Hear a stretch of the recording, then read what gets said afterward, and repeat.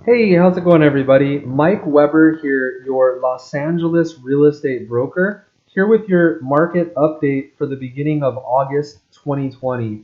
So, the last month has been totally crazy, defies logic completely. What we are seeing happen all of a sudden in the real estate market, which I predicted several months ago, although I thought that it would be more likely that we would see a deflationary event in real estate. At least currently, we are seeing extreme panic buying and real estate prices spiking up dramatically, kind of similar to what we're seeing in the stock market right now, which also defies reason and logic. Obviously, we have the Nasdaq, taking out new highs, the S&P hovering at all-time high territory, and a lot of these tech stocks going totally stratospheric beyond any sort of measure of reason or anything like that.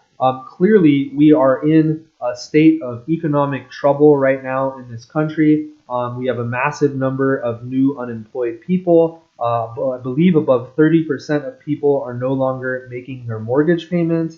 You have a dramatic number of people that are not paying their rent currently. And so you would expect that all of these things would be negative for real estate, and then we would see pain in the real estate market. But the government is doing a great job at preventing markets from functioning the way that they are intended to by various measures that they've been doing to prop up asset prices and to prop up markets like the stock market and now the real estate market. And what I'm talking about specifically is when it comes to the supply side, the government has done this mandatory forbearance thing in the CARES Act, where they've made it so if you have a government-backed loan, you're allowed to get a one-year forbearance, and the payments are all just rolled onto the back of the loan. So essentially, a one-year holiday from making your payments, and a lot of those properties would otherwise probably end up on the market. A lot of these sellers have equity and would probably want to get out and take that equity to figure out what they're going to do until they find a job again, etc. But what's happening is they're just on a payment holiday now, and so those properties are not hitting the market, they're not getting listed. Now, also, because the government has made it illegal or made it so you cannot evict people who are no longer paying rent, and I'm not sure when this ends, but they extended it once, and of course, this could get extended further and further. We have no idea. But you have a lot of multi-unit owners and a lot of investment property owners that have tenants that are not paying rent. And so it's extremely difficult to sell a property if you have a tenant in there not paying rent. So from a lending standpoint, one, you need to get in, you need to have an appraisal done, you need the tenant to sign an estoppel certificate, provide a copy of the lease, and also a lender is going to look at the income being generated from the unit or units. And so if there's no income being generated, they're going to want a much larger down payment above the already fairly large down payment of 25%, 35% in order for somebody to qualify to purchase that property. So in effect, by preventing people from being able to evict tenants that are no longer paying their rent, it artificially dampens the supply. It makes it so people aren't able to sell the properties and they're kind of stuck waiting until they can find some resolution with those tenants and get a paying tenant back in the unit. So supply is being severely restricted by government intervention into the free market. A market where an owner, a landlord, and a tenant entered into an agreement to rent the space, and somehow the government comes in and they force one party to do something to their disbenefit to the benefit of another party. And so that's having a dramatic effect on the number of properties that we would otherwise likely see on the market currently, given the economic climate that we're all facing. Now, on the demand side, what's happening is the Federal Reserve, immediately after coronavirus hit, decided to go back to zero with the federal funds rate immediately, and jump to in extreme quantitative easing, printing trillions and trillions of dollars. And so what happens is interest rates trend down like they did for 5, 6, 7 years previously. That allows buyers, all else being held equal, to pay more and more money for the home and still qualify. So essentially, as rates go down, and right now they're sitting at all-time historic lows, and they've been hovering there for a month or two. That's just allowing people to buy a more expensive home and still qualify, at any different income level. So artificially, the Federal Reserve is creating an environment where they're allowing asset prices to continue to rise in price, and this is the same thing that they've been doing for 5, 6, 7 years that caused the stock market to rise to new heights, and as well as real estate prices to rise so quickly as well. Now, obviously, there comes a time where this no longer works or is no longer effective. Now, obviously, there's been a lot of talk of going negative in rates, which personally I think is going to create a lot of economic problems. And we already have tons of economic problems by the current policy of zero rates or very low rates. So it's not clear whether we're going to go in that direction. But if they do not go in that direction, it's hard to anticipate mortgage rates getting any lower. And so eventually prices are going to rise to whatever point they can where people can afford whatever houses they can at the current low, ultra low interest rates. And then you cannot stimulate further because interest rates cannot go down any further. Obviously, if rates are around 3%, somebody out there, in this case, in most cases, it's the Federal Reserve, is committing to loan money at 3% for 30 years when we already know we probably have much higher inflation currently, and the Federal Reserve's stated target for inflation is above 2%. So go ask yourself, who would be dumb enough to loan money for 30 years, knowing that they're probably going to end up getting far less back at the end of 30 years because the money that they're going to get back is going to be worth an awful lot less because of the Fed continuing to purposefully devalue the currency. So in any case, let's actually jump into the data and take a look at what's happening. We will start in Los Angeles County as a whole, and then we'll go ahead and move on to the South Bay and see what information is coming out of the Board of Realtors there. For Los Angeles County, we see a dramatic spike up in prices. Now, I do want to be clear that if you're a seller, this does not mean that somebody's going to buy your property at any price.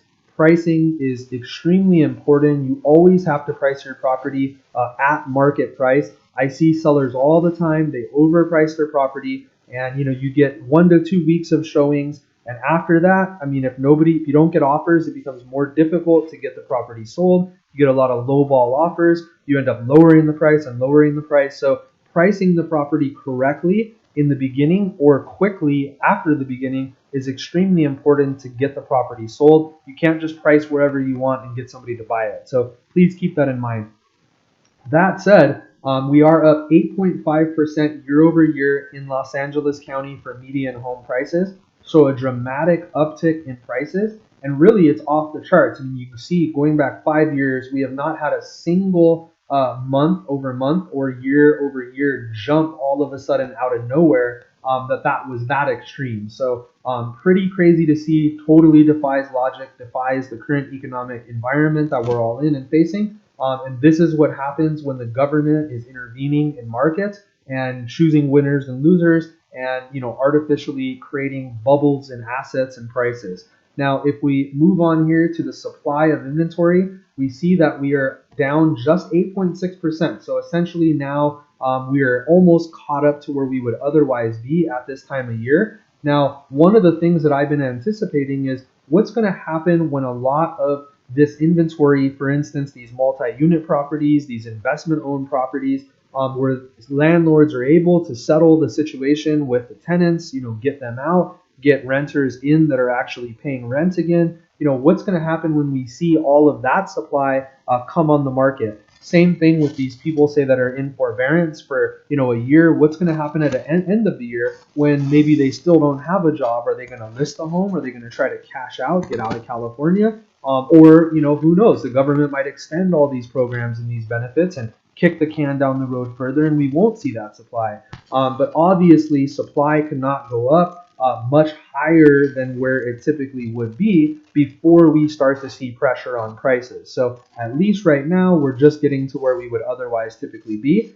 That being said, in the next 2 months, 6 months, year, 2 years, I mean, who knows? The dam could break, and all of a sudden, we could see a tremendous amount of supply come on the market. Obviously, if there's a ton of new supply hitting the market, buyers are going to realize that they don't have to pay as high a prices to purchase. And who knows? I mean, things could change direction and start trending the other way for all we know. Now, if we look at closed sales, dramatic spike. Now, clearly in May, a couple months ago, there was almost nothing happening because of the extreme lockdowns. I anticipated a lot of new activity starting to happen, and that's exactly what we're seeing. We're down just 8.4% in Los Angeles County, almost to where we would typically be. So you have a lot of buyers out there taking advantage of these new rates, trying to buy, almost like panic buying environment like we're seeing in tech stocks, and in the stock market in general. Now, if we look at South Bay, it's even more extreme. It's unbelievable. I mean, I just can't believe my eyes when I look at this chart, but this is what's happening. Prices are up 14.1% compared to a year ago. Now, again, keep in mind, this could, shift directions in a month or two and go the other way. So, you got to take some of this with a grain of salt. The number of transactions is a small number, so the sample set is small in the South Bay. But that all said, dramatic uptick, almost $100,000 change in median prices for the month last month compared to this month. So totally crazy, bigger spike than anything we've seen going back 5 years and further, most likely. And that happened in just a single month. So totally crazy out there. If we look at month supply, same thing, shooting up. We're off just 3% compared to a year ago. And again, I mean, who knows? If we start taking out 4 month supply, 5 month supply, I mean, obviously that's going to put some serious pressure on prices. So, but at least right now, we're back up to where we would otherwise be. A lot of that pent up supply and demand is starting to take place in the market right now, and we're certainly seeing it in median prices. Finally, if we look at closed sales, very similar to what we're seeing in Los Angeles, we're off just about 11% compared to a year ago, so where we would typically be at this time of year. So it's almost as if we're right back to where we would typically be, albeit with much higher prices all of a sudden in the market taking place.